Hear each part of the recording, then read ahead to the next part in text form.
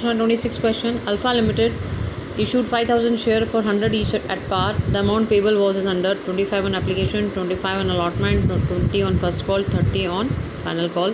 The company did not make final call. So final call is not called up. ठीक है. X, a shareholder of 100 share, failed to pay allotment and first call money. Both he didn't pay the allotment and first call money, and final call money did not called up. Director forfeited his share and immediately reissued the forfeited share at rupees 6,500. So the per value share is not given. That is the amount which is to be shown in the bank account as the reissued amount. Now first of all you have to make the entry, journal entries you have to make, and share capital you have to show on balance sheet. Likewise you will do the question. Bank account debit to equity share application account, that is 1,25,000. How 1,25,000 will come? That is 5,000 share and the application money is 25. So 5,000 multiplied by 25 you will get 1,25,000 over there. Likewise bank account debit 1,25,000, share equity share application account that is also 1,25,000. Now next, equity share application account debit to equity share capital account, that is the entry of due amount of application money, that is 1,25,000 same. Now equity share allotment account debit to equity share capital account. So this is the due entry for allotment. So what is the due? That same is the 1,25,000. Why? Because 25 rupees allotment called up on 5,000 share. Now bank account debit to equity share allotment account, that is also the same amount, but here are the shareholder X, he did not pay the allotment and final first call money. So here bank account debit to equity share allotment account, you will write down 1,22,500. Why? Because you did not receive 100. How you will get this amount? 1,25,000 minus 100 shareholder did not give the 25 rupees. There you will get 1,22,500. This is the amount you will get. ठीक है, 2500 रुपये नहीं मिले ना तो minus कर दोगे. Now next, equity share first call account debit, equity share capital account, that is 1 lakh due amount. Next, bank account debit 98,000, calls in area account debit 2,000, and equity share first call account, that is 1 lakh. So this is the amount you have to do like this. Fine. Calls in area I opened for calls in area. आप ऐसे भी दिखा सकते हो bank account debit to share first call with 98,000. आप calls in arrear को open भी कर सकते हो, दोनों एंट्री आप कर सकते हो. लेकिन अगर कॉल्स इन एरियर आपको ओपन करने के लिए बोला जाएगा तो आपको कॉल्स इन एरियर कंपल्सरीली दिखाना पड़ेगा. Now the next, second call did not call up, so entry of second call will not be done. So now what we have to do, we have to pass the share for future entry. Equity share capital account debit 100 into 70, because 70 has been called up, so 100 into 70 will show as 7,000. Now equity share allotment account, because this amount company did not receive, calls in area company did not receive, so that is why to equity share allotment account to calls in area with this on 100 share, 100 into 25, 100 into first call amount is 100 into 20 is the first call amount that did not receive, so that is 2,500 and that is 2,000. ठीक है, यहाँ पर आ जाएगी आपका equity share allotment 100 into 25 and first call 100 into 20. So what you have received only application money, that is 100 into 25, that is 2,500. So this is the share forfeited entry. 100 share are forfeited over there. Now it's time to reissue.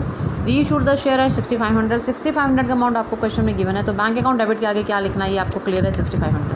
ठीक है, उसके बाद अब आपको ये पता है कि इसने बताया है ना आपको कि कितने रुपए का शेयर मानना है, नहीं लिखा हुआ, तो that is why you will consider the called up amount. So equity share capital account you will write basically 100 into 70 rupees को आप बेसिकली कॉल्ड अप मानोगे, क्योंकि अब इसमें गिवन नहीं है ना कि एज़ फुली पेड अप या एज़ क्या उसने इशू किया. उसने बस इतना दिया कि 6,500 का अमाउंट मुझे मिला.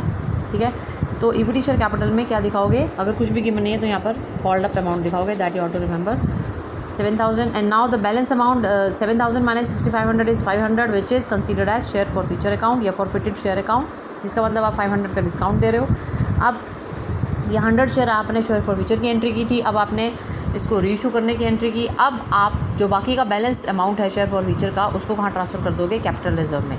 तो 2,500 में से 500 का अमाउंट आपने इस्तेमाल कर लिया, ठीक है, डिस्काउंट के लिए. बाकी का जो 2,000 का अमाउंट है वो शेयर फॉर फ्यूचर से कैपिटल रिजर्व में ट्रांसफ़र कर दोगे. एंट्री क्या हो जाएगी, forfeited share account debit to capital reserve account with 2,000.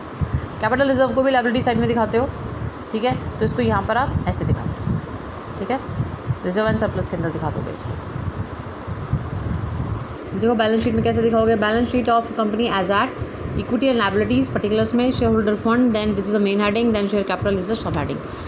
Notes 1, now notes to accounts में दिखाओगे 1 नोट्स 1 है ये। इसके अंदर authorise capital that is not given in the question, issued capital 5000 at the rate of 100 each, subscribe capital subscribe but not fully paid up capital, क्योंकि आपने पूरा पैसा नहीं मांगा तो not fully paid up capital में दिखाएंगे 5000 share eight the rate of 70 each, क्या जाएगा आपका 3,50,000 और यही का ये आप यहाँ पर शेयर कैपिटल में ट्रांसफर कर दोगे। ये दोनों पार्ट आपको दिखाने पड़ेंगे, ठीक है। तो this is about the 26 question. Now 28th question, Fast Food Limited issued a prospectus offering 10,000 equity share of its 50 each at par.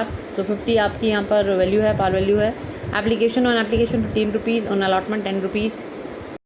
On first call 15 rupees, on final call 10 rupees. Ram, the holder of 500 equity share, did not pay the amount due both the calls. So okay, this 500 share were forfeited by the board of director and 300 share were reissued at 55 per share. So show the entries in cash book and journal of the company. So you have to show the journal entries in the cash book. Cash book बनानी है, इसका मतलब bank की सारी entry आपको cash book में पास करनी पड़ेंगी और बाकी जो ड्यू की एंट्री हैं वो आपकी जर्नल प्रॉपर में होंगी, ठीक है। So now you have to make the journal proper first of all. तो सबसे पहले आप एंट्री करोगे, क्योंकि रिसीव की एंट्री करनी है एप्लीकेशन की, तो सबसे पहले कैश बुक में एंट्री करोगे रिसीव की। कैश बुक आप बनाओगे सबसे पहले और वहाँ पर रिसीव की एंट्री करोगे। So in the cash book you will show on the which side, on debit side you will show, cash book में दिखाओगे डेबिट साइड में 2 इक्विटी शेयर एप्लीकेशन अकाउंट 1,50,000, क्योंकि ये अमाउंट आपको रिसीव हुआ है, ठीक है। Because your shares are basically of, कितने रुपए के शेयर हैं आपके पास, 10,000 शेयर हैं और 15 रुपीज़ उसके ऊपर एप्लीकेशन मनी है, तो 10,000 इंटू 15 1,50,000 कैश बुक की डेबिट साइड में इसको दिखाओगे, ठीक है। और अब यही एंट्री आप दिखाओगे कहाँ पर, ड्यू की एंट्री आप दिखाओगे, ये देखो ड्यू की एंट्री आप दिखाओगे इधर, ये तो नहीं दिखा पाऊंगा ना, ये तो आपने वहाँ कर दिया एंट्री, इसको यहाँ नहीं करना। Equity share application account debit, equity share capital account 1,50,000, ये एंट्री, फिर उसके बाद आप ड्यू की एंट्री करोगे, ठीक है। उसके बाद इक्विटी शेयर अलॉटमेंट की ड्यू की एंट्री करोगे, equity share allotment account debit to equity share capital account that is 1 lakh, क्योंकि आपको अलॉटमेंट का अमाउंट गिवन है क्वेश्चन में, दैट इज़ आपके पास 10,000 के शेयर है और 10 रुपीज़ के अलॉटमेंट है, तो 1 लाख का आपका अलॉटमेंट ड्यू हो गया। और उसके बाद अब रिसीव की एंट्री करोगे, देखो रिसीव की एंट्री कैश बुक में करोगे कैसे, 2 equity share allotment account 1 lakh, ठीक है, कैश बुक की डेबिट साइड में। उसके बाद नेक्स्ट आप करोगे entry share first call equity share first call account debit equity share capital account, तो अब यहाँ पर आप ड्यू की एंट्री करोगे 1,50,000, because first call amount is due is 15 rupees on 10,000, तो 1,50,000।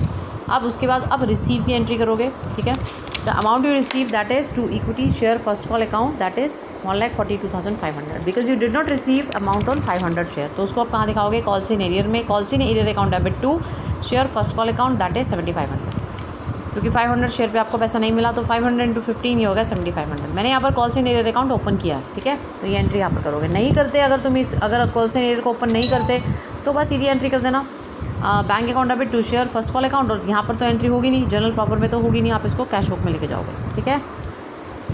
Now equity share second call account debit to equity share capital account that is for 1 lakh, ठीक है। अब इसको रिसीव करने की एंट्री कहाँ करोगे, वो आप करोगे कैश बुक में, कैश बुक की डेबिट साइड में, इसको आप करोगे कैश बुक की डेबिट साइड में, to equity share second call 95,000, क्योंकि आपको 500 शेयर पे 10 रुपीज़ नहीं मिले, यानी कि 5,000 आपको नहीं मिला आउट ऑफ 1 लाख, तो 95,000 से एंट्री होगी। और आप इस एंट्री को यहाँ पर करोगे calls in arrear account debit to equity share second call, क्योंकि मैंने calls in arrear account open किया है, क्योंकि आपको बोला जाता है क्वेश्चन में specifically calls in arrear account open करो, और एक बार में तो बोर्ड के सारे क्वेश्चन में आपको कॉल्स इन एरियर ओपन करने के लिए बोला जाता है, तो then calls in arrear account debit to equity share second call account, ये 5,000 से एंट्री कर दोगे। अब इसमें से 500 शेयर फॉरफिट कर दिए, इसके बाद तो फॉरफिट की एंट्री करोगे, equity share capital account debit 25,000, 500 share into 50, ये जो तुमने कॉल्ड अप किया है अमाउंट, इसी को तुम डेबिट करोगे। 50 के 50 कॉल्ड अप कर लिया, इसलिए 50 से मल्टीप्लाई कर रहे हो। Then 2 calls in arrear account, ये 12,500, कौन सी अमाउंट इसमें इंक्लूड है, इसमें इंक्लूड है आपका 7,500 फर्स्ट कॉल का, और इसमें इंक्लूड है 5,000 सेकेंड कॉल का जो आपको रिसीव नहीं हुआ। फॉरफिटेड शेयर अकाउंट में अलॉटमेंट और एप्लीकेशन दोनों पैसा आएगा 500 शेयर पे, 500 शेयर पे एप्लीकेशन और अलॉटमेंट दोनों मिला के बनती है आपकी, इधर आएगी आपकी फॉरफिटेड शेयर अकाउंट में 12,500, ठीक है। ये फॉरफिटेड शेयर अकाउंट, यानी कि जो पैसा आपको रिसीव हो गया वो शेयर फॉरफिटेड में चला जाएगा। अब आगे अब आपने शेयर इशू किए, ठीक है। शेयर इशू करने की मैं वैसे आपको एंट्री दिखा रही हूँ, पर ये बैंक की एंट्री यहाँ पर करनी नहीं है, कैश बुक में करनी है। क्या है, इसके बाद आप बैंक अकाउंट डेबिट करोगे। 300 शेयर आपने इशू किए हैं, कितने रुपए के लिए, 55 रुपीज़ के लिए। तो bank account debit 300 into 55 16,500 to equity share capital account that is 15,000। Then to security premium reserve account, बाकी का जो 5 रुपीज़ है that is basically equity share capital 15,000 and 300 into 5 1500। This is the security premium reserve. ये आपकी एक तरह से, मैंने आपको एक तरह से वर्किंग नोट्स यानी कि जर्नल एंट्री एक तरह से करके दिखाई है, बट आपने एंट्री क्या नहीं करनी, आपने ये एंट्री कैश बुक में ले जानी है। Bank account debit to share capital to security premium reserve, दोनों ही अमाउंट के लिए बैंक अकाउंट के कंट्रास्ट यानी कि बैंक अकाउंट डेबिट के कंट्रारी दोनों ही क्रेडिट हैं, तो इसीलिए आप कैश बुक में इस एंट्री को ले जाओगे। देखो ऐसे दिखाओगे, to share capital equity share capital account 15,000, यहाँ इक्विटी दिखाओगे because these are the equity share capital account 15,000 to security premium reserve 1,500, और यहाँ पर ये पूरी साइड का टोटल आ जाएगा आपका यहाँ पर by balance CD that is 5,04,000। ये भी टोटल यहाँ दिखा दोगे 5,04,000, ठीक है। और उसके बाद अब यहाँ पर ये एंट्री नहीं करोगे, क्यों नहीं करोगे, क्योंकि ये दोनों ही एंट्री बैंक अकाउंट से डेबिट हो रही है। 16,500 बैंक अकाउंट में डेबिट हो रहा है। अब इसके बाद तुमने 500 में से 300 शेयर इशू किए हैं, जितने शेयर री इशू किए हैं उसी का शेयर फॉरफिटेड जो अमाउंट बच जाता है वो कैपिटल रिजर्व में ट्रांसफ़र करते हैं।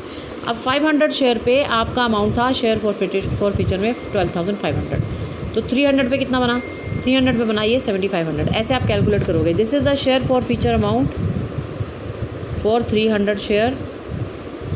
अब 300 शेयर पे 7,500 है। अब 7,500 जो शेयर 7,500 ये रुपीज़ है, ठीक है। तो तुमने 300 शेयर जब री इशू किए तो ये 7,500 का पैसा आप कैपिटल रिजर्व में ट्रांसफर कर दोगे। Forfeited share account debit to capital reserve 7,500। Total कितना पैसा पड़ा है 12,500, जिसमें से 7,500 तुमने ट्रांसफर कर दिया। बाकी पैसा अभी भी इसमें रखा हुआ, कितना रखा हुआ अभी भी इसमें 5,000 रखा हुआ है, सॉरी इसमें भी 5,000 रखा हुआ है। क्यों रखा हुआ है, क्योंकि अभी 200 शेयर्स अभी री इशू नहीं हुए। जब शेयर री इशू होते हैं तब तुम शेयर फॉरफिचर अकाउंट का पैसा कैपिटल रिजर्व में ट्रांसफर करते हो, ठीक है। लेकिन अगर तुमने डिस्काउंट पे इशू किया होता तो शेयर फॉरफिचर में से वो अमाउंट डिडक्ट कर देते हैं। क्लियर है बात, इस तरह से क्वेश्चन को करोगे, ठीक है।